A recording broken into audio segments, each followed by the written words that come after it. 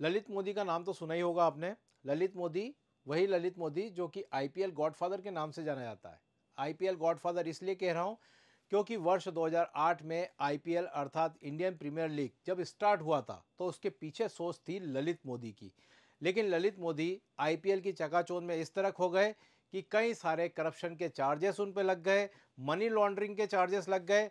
और जैसा कि हमारे देश में होता है, जब इस तरह का अपराध कोई अपराधी करता है तो वो देश छोड़कर भाग जाता है। और ललित मोदी जी भी लंदन में जाके सेटल हो गए। लेकिन ललित मोदी जी अभी हाल ही में फिर से एक बार चर्चा में आ गए। और ललित मोदी जी इस बार चर्चा में इसलिए आए क्योंकि उन्होंने ब्रिटेन की नागरिकता को छोड़कर एक नई नागरिकता हासिल करी, वनाउतु देश की। वनाउतु एक छोटा सा आइलैंड है और वहाँ की नागरिकता लेकर एक तरह से ललित मोदी ने यूपीएससी के स्टूडेंट के लिए एक नया टॉपिक दे दिया। और वो नया टॉपिक क्या दिया है कि गोल्डन पासपोर्ट स्कीम क्या होती है, वनाउतु देश कहाँ पर स्थित है, उसकी लोकेशन क्या है, उसके स्पेशल फीचर क्या है, ये सारे चीज़ें आज के हम करंट अफेयर सेक्शन में जानेंगे। चलिए स्टार्ट करते हैं टॉपिक को। सबसे पहले तो हम जानेंगे कि वनाउतु देश जिसका नाम लिया है वो है कहाँ पर।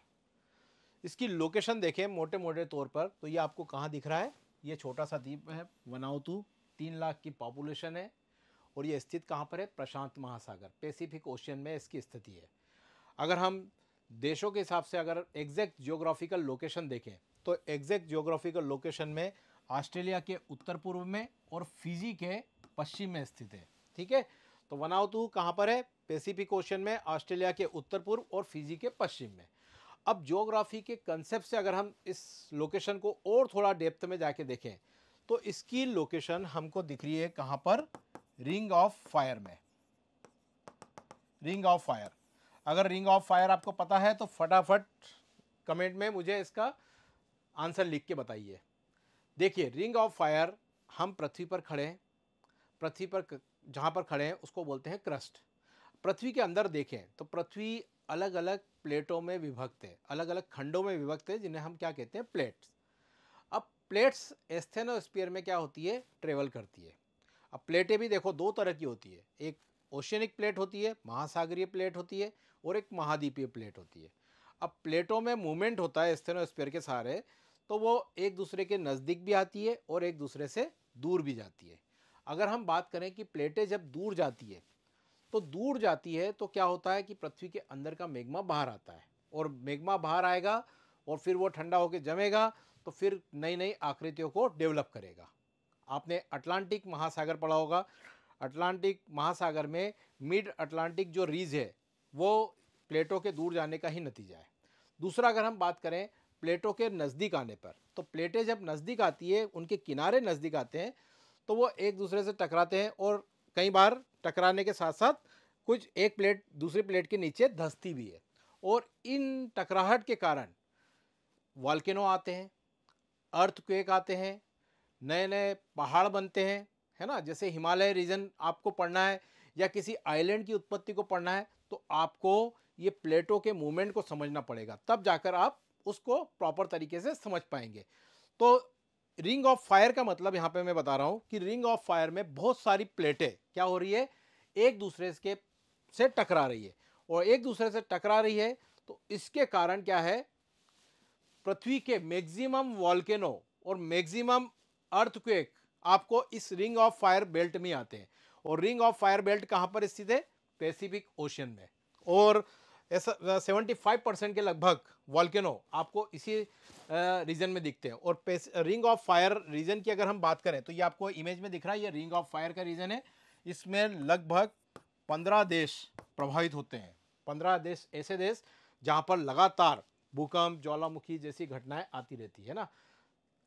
एग्जाम्पल के तौर पर जापान हो गया, फिजी हो गया, चिली हो गया, ये सारे देश है ना, ये रिंग ऑफ फायर में स्थित है। और रिंग ऑफ फायर में ही वनाउतु भी स्थित है। ठीक है, तो ललित मोदी जी ने पहला कंसेप्ट यूपीएससी के लिए हमको ये दे दिया, एक तो लोकेशन पता लग गई हमको एक नए आइलैंड की, दूसरा हमको रिंग ऑफ फायर के बारे में मालूम पड़ा। क्योंकि आपको देखो अगर यूपीएससी या अन्य सिविल सर्विस की एग्ज़ाम की तैयारी कर रहे हैं तो आपको अवेयरनेस आपकी 100% के लगभग होना चाहिए, हर चीज़ों को प्रॉपर तरीके से देखते आना चाहिए। और डेप्थ नॉलेज कि शब्द आया है तो उसके अंदर घुसते जाओ। अभी तो मैं करंट अफेयर से रिलेटेड लेक्चर ले रहा हूँ, इसलिए मैं आपको रिंग ऑफ फायर का पूरा कंसेप्ट नहीं बता रहा हूँ। अगर आपको समझना है तो प्लीज़, आपको अगर ये यहाँ तक लेक्चर अच्छा लग रहा है तो कमेंट में लिख के बताइए, रिंग ऑफ फायर लिख दीजिए, तो मैं प्लेट टेक्टोनिक्स का और कॉन्टिनेंटल ड्रिफ्ट थ्योरी का पूरा एक लेक्चर आपको इसी प्लेटफॉर्म पर अवेलेबल करा दूंगा। ठीक है, तो पहला तो हमने ये पता कर लिया लोकेशन और इसका ज्योग्राफिक का कंसेप्ट। ठीक है, कि ये जो द्वीप है वनाउतु, ये डेवलप कैसे हुआ। अब अगर हम बात करें वनाउतु की, तो कुछ और बातें भी हम पता कर सकते हैं कि इसकी राजधानी कौन सी है। तो इसकी राजधानी है पोर्ट विला। इसकी राजधानी है पोर्ट विला। इसकी जो भाषा है वहाँ की है बिस्लामा, यहाँ की भाषा है। अगर हम इसके हिस्ट्री पर जाएं तो इसकी हिस्ट्री में जाते हैं तो 1606 में एक स्पेनिश नेवी अफसर थे Pedro Fernandes de Queiros. Pedro Fernandes de Queiros ने 1606 में वनाउतु की खोज की थी। 18वीं शताब्दी में फिर आए थे जेम्स कुक, ब्रिटेन के मर्चेंट नेवी। अब जेम्स कुक का नाम आपने सुना होगा। जेम्स कुक ये वही है जिन्होंने हवाई द्वीप की खोज की थी। ऑस्ट्रेलिया, न्यूजीलैंड की खोज में इनका नाम आता है। ठीक है, तो जेम्स कुक भी यहाँ पर पहुंचे वनाउतु द्वीप में, और इन्होंने इसका नाम रखा न्यू हेबिट्स। इस पूरे आइलैंड का नाम क्या रख दिया इन्होंने, न्यू हेबिट्स। और यहाँ पर वनाउतु द्वीप में 83 के लगभग द्वीप है, जिसमें 65 के लगभग द्वीपों में आबादी बसी हुई है। एक और चीज़ आपको यहाँ पर पता होना चाहिए जेम्स कुक के बाद में, कि 18वीं शताब्दी में यहाँ पर फ्रांस और ब्रिटेन कब्जा कर लेते हैं। सॉरी, 18वीं नहीं, 19वीं शताब्दी में फ्रांस और ब्रिटेन यहाँ पर कब्जा कर लेते हैं।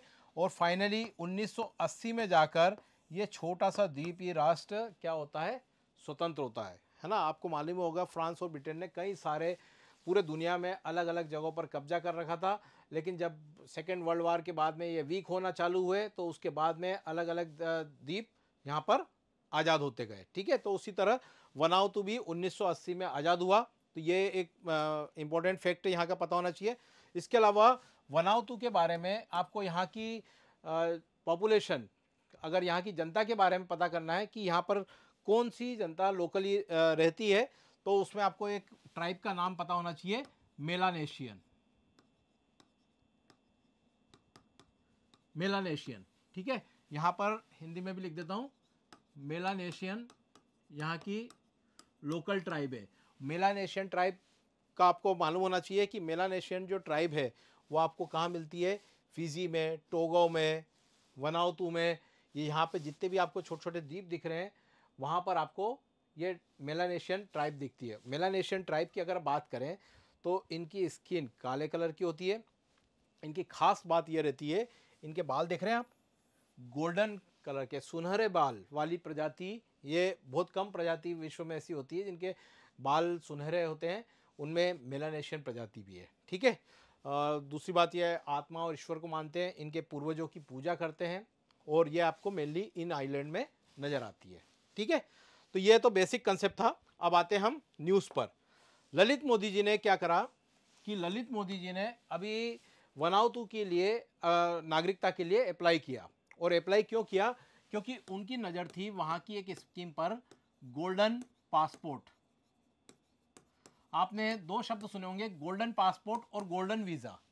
देखिए, गोल्डन पासपोर्ट आजकल बहुत सारे छोटे छोटे देश, आइलैंड क्या करते हैं, ऐसे नागरिकों को अपने देश की नागरिकता देने के लिए अट्रैक्ट करते हैं कि जिनके पास अच्छा धन संसाधन हो।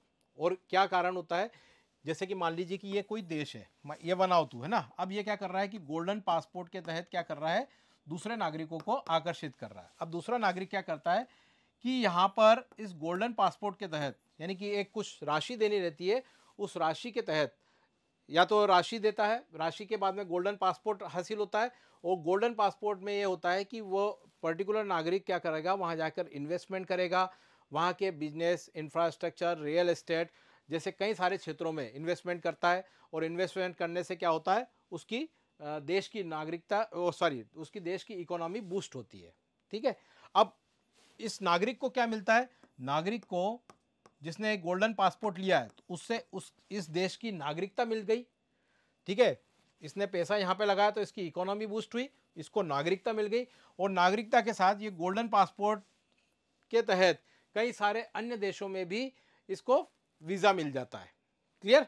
तो ये बहुत सारे आइलैंड और बहुत सारे देश इस तरह का स्कीमें चलाते हैं गोल्डन पासपोर्ट की। अब तो आपको मालूम होगा डोनाल्ड ट्रंप साहब ने भी एक गोल्डन पासपोर्ट जैसे ही बात करी है कि भैया कि एक पर्टिकुलर अमाउंट वाले जो अलग अलग देशों के नागरिक है वो हमारे यहाँ आइए और हम आपको अमेरिका की नागरिकता देंगे। ठीक है, इस तरह की नागरिकता बांटने से ये होता है कि उस देश की इकोनॉमी बूस्ट होती है। लेकिन एक और चीज़ है, आप दूसरे देशों के नागरिकों को बुला तो रहे हो, लेकिन आपके देश में भी फिर उस तरह का माहौल होना चाहिए टॉलरेंस वाला, कि आप दूसरे देश के लोगों को सहन कर पाए। ठीक है, हाँ, प्रैक्टिकली हमारे इंडिया में ऐसा नहीं हो पाता। जनरली दूसरे देशों में तो होता है कि वहाँ पर बहुत सारे देशों के नागरिक एक साथ रहते हैं। अमेरिका ले लो, चाइना ले लो, बहुत सारे जो डेवलप कंट्रीज़ है वहाँ पर आपको इस तरह का माहौल दिखता है। लेकिन ये गोल्डन पासपोर्ट स्कीम का यूज़ जनरली कौन करते हैं? टैक्स हेवन देश। अच्छा, ये टैक्स हेवन की बात कर रहा हूँ। देखो, गोल्डन पासपोर्ट के तहत नागरिकता भी मिल रही है, साथ ही साथ जो इन्वेस्टमेंट कर रहा है उस पर उसको टैक्स में एक तरह से कंपनसेशन मिल जाता है, यानी कि टैक्स में छूट मिल जाती है। ठीक है, तो एक वो भी फ़ायदा होता है। हमारे देश में भी अगर आप देखें तो अब बहुत सारी जगह पर अलग अलग टैक्सेशन लगता है। ठीक है, तो उससे बहुत सारे नागरिक जो है वैसे ही परेशान रहते हैं। लेकिन अगर सरकार टैक्स छूट की तरफ, राहत की तरफ अगर कदम बढ़ाए तो देश की इकोनॉमी किस तरह से बूस्ट होती है, उसके लिए आपको इन देशों के एग्जाम्पल देखना चाहिए। मॉरिशस हो गया, स्विट्ज़रलैंड हो गया, ये वनाउतु हो गए, है ना, कि क्यों यहाँ की छोटे छोटे देशों की इकोनॉमी इतनी बूस्ट हो रही है। तो इस पर आप स्टडी करने की ज़रूरत है। हाँ, तो यहाँ पर यह बता रहा था कि गोल्डन पासपोर्ट के तहत एक तो टैक्स हेवन कंट्री है, और इसके कारण क्या हुआ, ललित मोदी जी यहाँ पर अट्रैक्ट हुए। लेकिन ब्रिटेन, यूरोपियन यूनियन की नज़र बहुत दिनों से पड़ी हुई थी कि क्या हो रहा था कि इस तरह के कई सारे आर्थिक अपराधी जो अलग अलग देशों में करप्शन करके आए हैं या अलग अलग तरीके की करप्शन के चार्जेस में डूबे हुए हैं, इस तरह के अपराधी लोग इन गोल्डन पासपोर्ट स्कीम का यूज़ करते हुए कई सारे देशों में नागरिकता हासिल कर रहे थे, जिसका ब्रिटेन और यूरोपियन यूनियन ने नज़र टेढ़ी करी। और चूंकि ललित मोदी जी का नाम आ गया तो इंडिया ने भी अपनी नज़र टेढ़ी करी, क्योंकि भैया इन पर ईडी के केस कई सालों से पेंडिंग चल रहा है। ईडी इनकी तलाश कर रही है कि भैया कि किस तरह से हम इनको लेके आएँ। और फिर उन्होंने सबने कंसर्न दिखाया यहाँ के वनाउतु के प्राइम मिनिस्टर जोथम नापत के समक्ष, और जोथम नापत इन सारे देशों से पंगा नहीं लेना चाहते थे। तो उन्होंने भी क्या करा, ललित मोदी जी की नागरिकता को रद्द कर दिया। तो यहाँ पर आपको एक कंसेप्ट ये गोल्डन पासपोर्ट, टैक्स हेवन और गोल्डन वीज़ा भी। अच्छा देखो, गोल्डन पासपोर्ट में क्या हो रहा है कि कोई नागरिक किसी देश में जाकर इन्वेस्टमेंट करता है और इन्वेस्टमेंट के बदले में उसको नागरिकता मिल रही है। गोल्डन वीज़ा में होता है कि कोई नागरिक दूसरे देश में जाकर उसको अस्थायी रूप से रहने के लिए, बिजनेस करने की, ये सारी परमिशन मिल जाती है गोल्डन वीज़ा में। लेकिन गोल्डन वीज़ा में नागरिकता नहीं मिलती है। नागरिकता किस में मिलती है? गोल्डन पासपोर्ट से। क्लियर? तो ये ललित मोदी जी की स्टोरी में कई सारे टॉपिक जो आपके यूपीएससी के एग्ज़ाम से जुड़े हुए थे, उसमें मैंने आपको कंप्लीट डिस्कशन कराया। इसी तरह से आपको भी अनेकों करंट अफेयर्स हमारे रोज़ जनरेट होते हैं, तो आपको इसी तरह से डेप्थ एनालिसिस अपने सेल्फ स्टडी में भी करते जाना है, ताकि आप यूपीएससी की एग्ज़ाम को क्रैक करने के बिल्कुल नज़दीक पहुंच जाए। क्योंकि मैंने आपको पहले ही बताया कि यूपीएससी के एग्ज़ाम के लिए क्या ज़रूरी है? अवेयरनेस। और अवेयरनेस कैसे आती है? आप कोई भी चीज़ देखें तो आपको उसके डेप्थ एनालिसिस करते आना चाहिए। क्लियर? तो आशा करता हूँ आपको ये लेक्चर अच्छा लगा होगा। कमेंट में मैं आपके लिए इसी पर्टिकुलर टॉपिक से रिलेटेड कुछ क्वेश्चंस डाल रहा हूँ, प्लीज़ आप उसको अटेम्प्ट करिए और उसके आंसर दीजिए। Thank you.